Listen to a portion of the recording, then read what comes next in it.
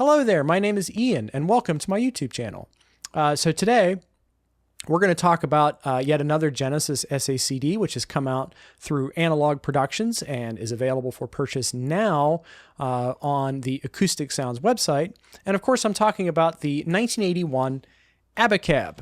Now, depending on who you talk to, there's not really generally a consensus on where this sits in the band's catalog, but I consider it to be a transitional album between the more progressive albums and the more pop mainstream side of Genesis. I feel like the first truly mainstream Genesis album is probably the self-titled album, which came out 2 years after this. But some argue that Duke, which was the one prior to this, was kind of the first mainstream album. I'm not sure I agree with that because I feel like Duke is kind of 50-50. There's actually a hidden suite in Duke that the band chose to break up because they didn't want it to be compared to Supper's Ready, the side-length suite from the Foxtrot album. So this album, I kind of see as like a new wave prog album, sort of cut from the same cloth as, say, Jethro Tull's A. And of course, the production from Hugh Padgham is a huge part of this album. And it kind of has that slick 80s sheen to it and the gated drumming sound, which Hugh had developed with Phil Collins for Peter Gabriel's album 3, and was also a big part of Phil's solo album, which I think had already been out by this point. So this is kind of Genesis coming back together after doing some solo projects and such. And the Duke album was kind of their first album back after a couple of years off the road. So this is coming just a year later. And honestly, like I compared it to the A album, but it reminds me maybe even more of, say, like Jethro Tull's Broadsword and the Beast, especially the 1981 offcuts, the outtakes from Jethro Tull's Broadsword and the Beast album, because it is very keyboard led. You can tell it's like a Prophet or something like that. In fact, I think Tony Banks did say it was a Prophet 5 that he was using at that time. And it's very much a part of the identity of the record, as is the drum sound. So how do I feel about this album? I actually really like it. I'm into the whole new wave prog thing. I love bands like the Stranglers. I love Devo. And this kind of slots right in there with that sort of thing. I love Drama, the Yes record, which is only from a year before this. But I definitely feel like, although there are songs like No Reply at All, which was a major radio hit and is probably the only song that most people know from this album, because it does have a couple of what I would call progressive numbers.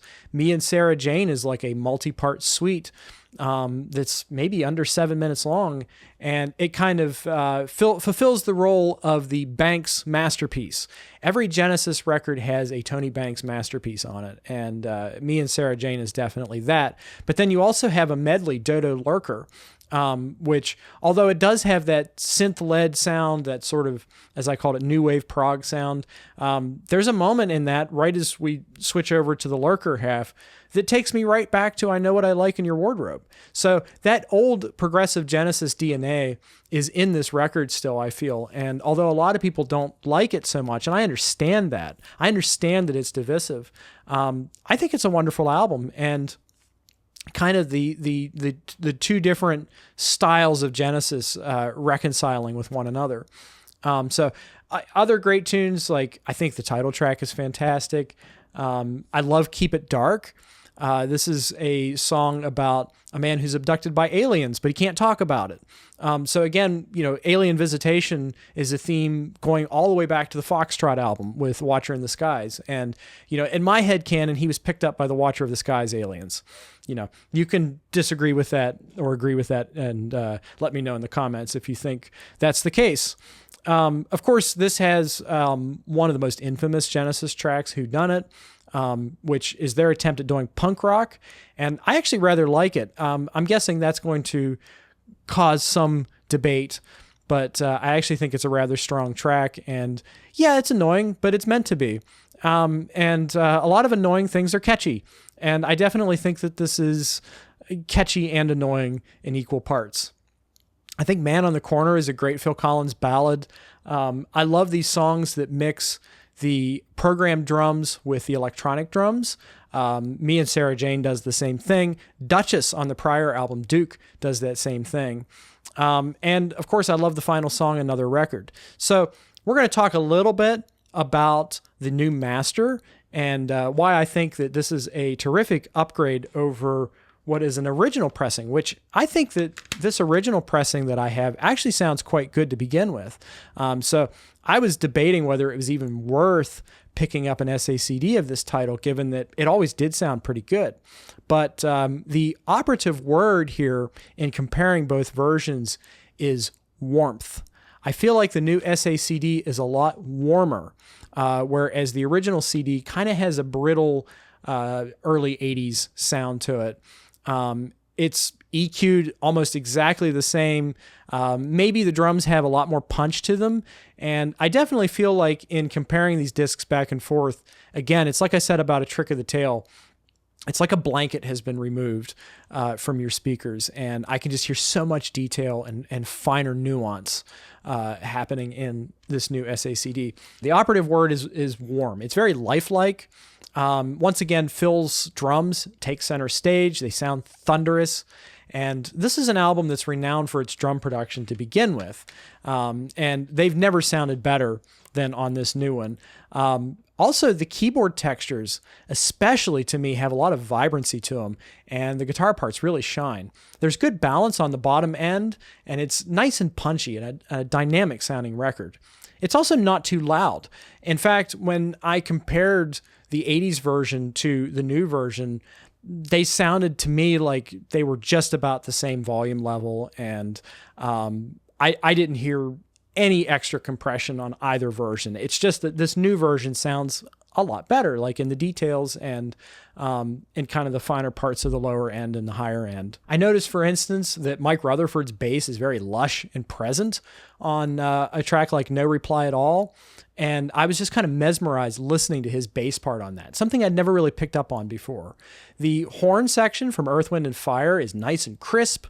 The keyboard tones kind of shimmer along as you listen to it, and the vocals sound very nice and full and natural. I don't know how, but this new Analogue Productions master makes the drum machine track sound so organic. And on a song like Man on the Corner, Phil's voice with that subtle phaser effect works really well for me. The delicate part sounds so open and warm, but there's an edge to his voice on those choruses. I never thought too much of the song, but it sounds so good here that I can't help but appreciate it more than ever. Like Duchess and Me and Sarah Jane, I love these songs where Phil mixes programmed and acoustic drums. It's like the best of both worlds between accuracy and feel. We end on Another Record, and I love format meta songs like this. 10cc's The Worst Band in the World comes to mind, and Put Me On by Styx. It's a bit of a slow rotating rhythm that feels like it's chugging along at 33 1/3 RPM. You've got these very kind of rhythmic heavy verses that alternate with the melodic choruses, which feel very classic Genesis to me in nature. It's a great one to go out on, and I like getting helpful instructions for my music, put another record on. I find this album really interesting because it's probably one step too far for a lot of the classic fans, but they hadn't fully been embraced by the mainstream yet. In a way, it's one of their more experimental ones, and it's growing on me more and more. So are you going to check this out? Do you think you might pick it up from Acoustic Sounds? Let me know in the comments below. If you are one of those folks who think that Genesis ends with Duke, I suggest you give this album another listen. And I also would suggest checking out the live album, Three Sides Live, as well as the Blu-ray, which has the Three Sides Live film. It's a great supplement to this era, and you also get to hear the band tear through some early 70s material. Like you get the Colony of Slippermen on that set, the Fountain of Salmacis, and you could hear that they could still deliver as a progressive band live, and that was always part of their essential DNA. Don't forget that if you do want to hear my reviews on the rest of these, I have done a review on The Lamb Lies Down on Broadway, which you can see on my channel. I also did a review on the Steely Dan SACD, The Royal Scam, which came out kind of at the same time as these two. And I hope that they do Foxtrot and Nursery Crime because they have been announced. I would love to review those. And the only way to keep up with those reviews as well as anything else that I'm going to talk about is by subscribing to the channel. So please do. That's a great way to show your support, as would be liking the video and commenting on the video. That's a great way to encourage me to continue creating new content and reviewing these discs. But until then, that's it for me for today. My name's Ian, and you'll hear from me real soon. All right. Bye-bye.